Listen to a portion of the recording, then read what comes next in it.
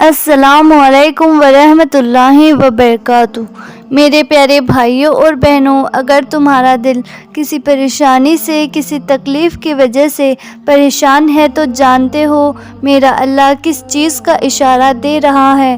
یہ بات ہمیشہ یاد رکھنا، اللہ پاک تمہیں وہ عطا کرے گا جو تم چاہتے ہو، بلکہ اس سے بڑھ کر عطا کرے گا۔ جو تم مانگتے ہو اسے وہ اور بھی بہتر بنا دے گا۔ اسے سب پتہ ہے کہ کب کیسے تمہارے پاس وہ چیز پہنچانا ہے، کب پہنچانا ہے۔ بہتر ہے جو تم چاہتے ہو، جس چیز کے بارے میں تم سوچتے ہو، نہ کہ بہت دیر ہو رہی ہے۔ دراصل وہ تمہاری جلد بازی ہوتی ہے کہ فٹافٹ سب مل جائے جو تم چاہتے ہو، مگر صبر کرنا پڑے گا، تبھی تو چیزیں صحیح ہوگی۔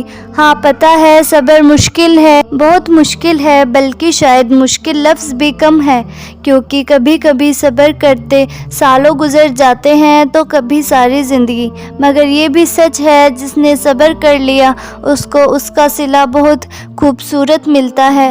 ابھی نہیں مل رہا کوئی بات نہیں، اللہ پر چھوڑ کر اس پر یقین کر لو، کیونکہ جب بھی تمہاری دعاؤں کا جواب آئے گا وہ کن سے خالی نہیں آئے گا۔ بس اللہ پاک پر یقین رکھو، کیونکہ ان کی تقدیریں ہمارے دیکھے ہوئے خوابوں سے بہت خوبصورت ہوتی ہیں، اور جب تمہاری نیت صاف ہوتی ہے اور تم کسی کام کو کرنے کے بارے میں ٹھان لیتے ہو، نہ تو کائنات کی ساری طاقتیں متحرک یعنی حرکت کرنے والا ہو جاتی ہیں، اور وہ کریم اللہ خود ہماری مدد کرتے ہیں۔ یہ مت دیکھا کرو کہ تمہارے بس میں کیا ہے، بلکہ یہ دیکھو نا کہ تم جس سے مانگ رہے ہو وہ کون ہے۔ وہ ہر چیز کرنے پر قادر ہے۔ اس نے اگر زخم دیا ہے تو مرہم بھی وہی لگائے گا۔ اگر اللہ چاہے تو ایک لمحے میں تمہاری سانس روک لے، لیکن اتنے گناہوں کے باوجود بھی تمہیں سانس آ رہی ہے تو تم اپنے رب کی کون کون سی نعمتوں کو جھٹلاؤ گے۔ وہ اللہ ہی تو ہے جو دل کی خاموشی بھی سمجھ لیتا ہے۔ ہم گناہ ایسے کرتے ہیں جیسے اللہ دیکھ نہیں رہا، اور اللہ معاف ایسے کرتا ہے جیسے اس نے ہم کو گناہ کرتے دیکھا نہ ہو۔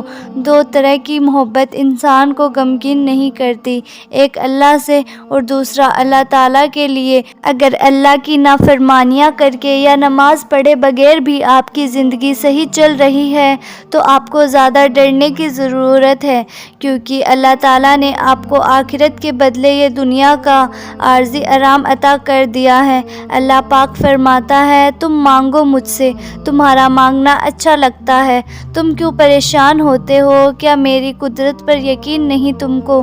جب انسان خاموش ہو جائے اور اپنے حق کے لیے بھی نہ بولے تو سمجھ جاؤ وہ اپنے اندر بہت کچھ دفن کر چکا ہے۔ اگر تم محسوس کرو کہ تمہارا دل سخت، جسم کمزور اور رزق کم ہو رہا ہے تو جان لو کہ تم اس کام میں ملوث ہو جو تمہیں نہیں کرنا چاہیے۔ یہ قدرت کا قانون ہے کہ جو انسان کسی کو استعمال کر کے اسے دھوکہ دے کر اپنی خوشیاں حاصل کرتا ہے، وہ کبھی نہ کبھی خود اس سے بھی زیادہ دوسروں کے ہاتھوں استعمال ہو کر زندگی میں دکھ سہتا ہے۔ کوئی انسان کتنا بھی گنہگار کیوں نہ ہو، اللہ کبھی بھی اس کے لیے دعاؤں کا وسیلہ، توبہ کا دروازہ اور رزق کا دروازہ بند نہیں کرتا۔ اگر کسی نے اللہ کو پانا ہے تو وہ صبر کرنے لگ جائے تو وہ اللہ کو پا لیتا ہے۔ جب تم اس کی چاہت کو اپنی چاہت بنا لیتے ہو تو وہ بھی تمہاری چاہت کے لیے کن فرما دیتا ہے۔ یہ زندگی عارضی ہے، تمہاری مشکلات بھی عارضی ہیں، بس تم اپنے رب کے شکر گزار رہو۔ جو لوگ ٹوٹ جاتے ہیں اور اللہ کے سامنے روتے ہیں تو اللہ انہیں پھر جوڑتا ہے اور پہلے سے بہتر اور مضبوط بناتا ہے۔ بے شک اللہ بہت بڑا ہے۔ کیا تمہیں پتہ ہے اللہ کی محبت کیا ہے؟ وہ سارا دن ہمارے گناہ دیکھتا رہتا ہے، ہماری نافرمانیاں دیکھتا رہتا ہے، اور صبح ہی اپنے فرشتوں کے ہاتھوں ہمارا رزق بھیجتا ہے۔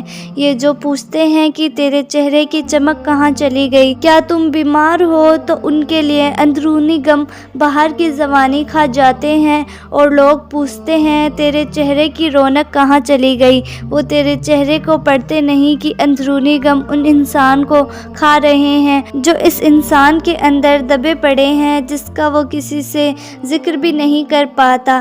اللہ کبھی بھی کسی کے لیے بھی اپنا دروازہ بند نہیں کرتا۔ اللہ واپس آنے والے کے لیے ہمیشہ اپنا دروازہ کھلا رکھتا ہے۔ اللہ پاک کبھی بھی اپنے بندوں کی دعائیں رد نہیں کرتا یا اپنے پاس سنبھال لیتا ہے اور پھر وہ وہاں عطا کرتا ہے جہاں ہم نے گمان بھی نہیں کیا ہوتا۔ جب تمہیں ذکر الہی سننا اچھا لگے تو جان لو کہ تمہیں اللہ سے اور اللہ کو تم سے محبت ہو گئی ہے۔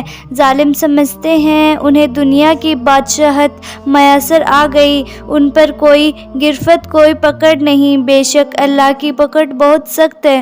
رسول اللہ صلی اللہ تعالیٰ علیہ وسلم نے فرمایا، بے شک کسی شخص کا صدقہ اس کی قبر سے غمی کو دور کر دیتا ہے اور قیامت کے دن مومن اپنے صدقے کے سائے میں ہوگا۔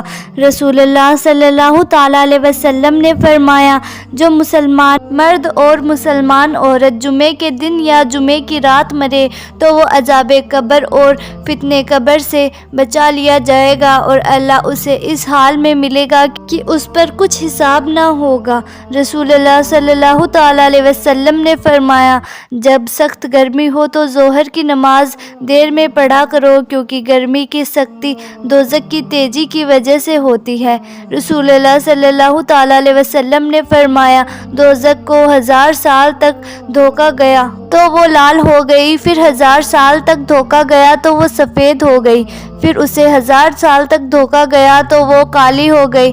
چنانچہ اب دوزخ کالی اور اندھیری والی ہے۔ دوزخ کی آگ اتنی خطرناک ہے، اگر دوزخی کو اس آگ سے نکال کر دنیا کی آگ میں ڈال دیا جائے تو اس کو دنیا کی آگ میں نیند آ جائے گی۔ دوزخیوں میں سب سے ہلاک عذاب اس شخص پر ہوگا جس کی دونوں جوتیاں اور تسمے آگ کے ہوں گے، جس کی وجہ سے ہانڈی کی طرح اس کا دماغ کھولتا ہوگا۔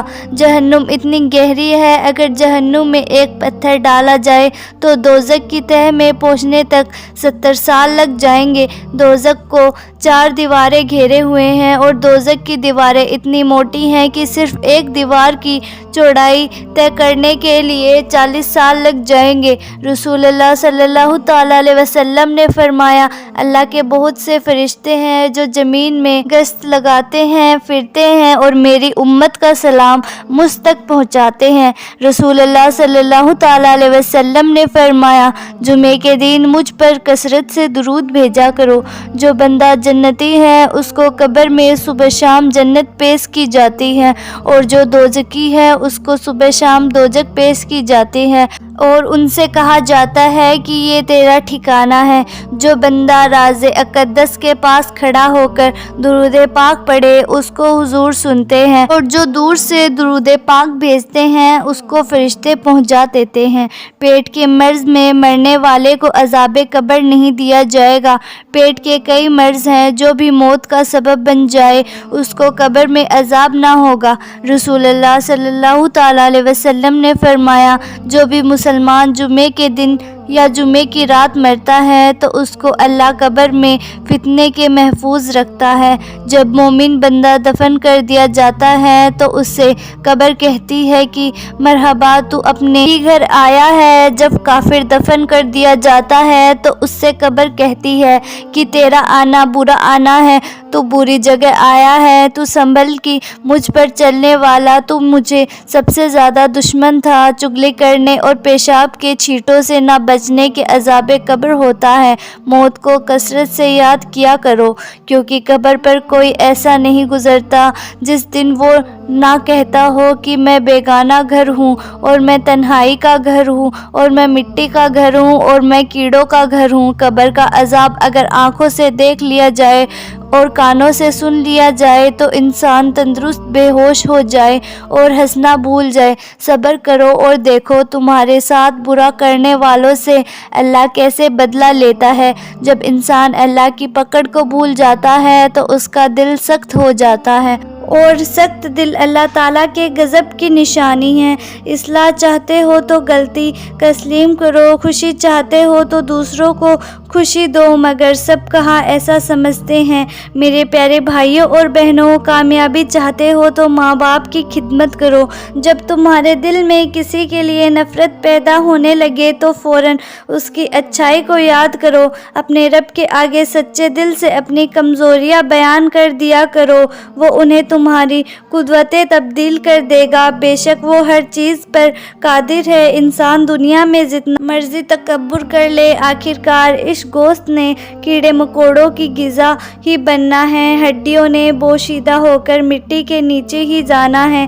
عورت کو عزت رب نے توفیق دی ہے اور مرد کو کمانی پڑتی ہے۔ جب انسان خاموش ہو جائے اور اپنے حق کے لیے بھی نہ بولے تو سمجھ جاؤ اپنے اندر بہت کچھ دفن کر چکا ہے۔ توبہ ایک ایسا دروازہ ہے کہ موت کی ہچکی تک کھلا رہتا ہے۔ دعا ایسا عمل ہے جو تقدیر کو موت دے سکتا ہے۔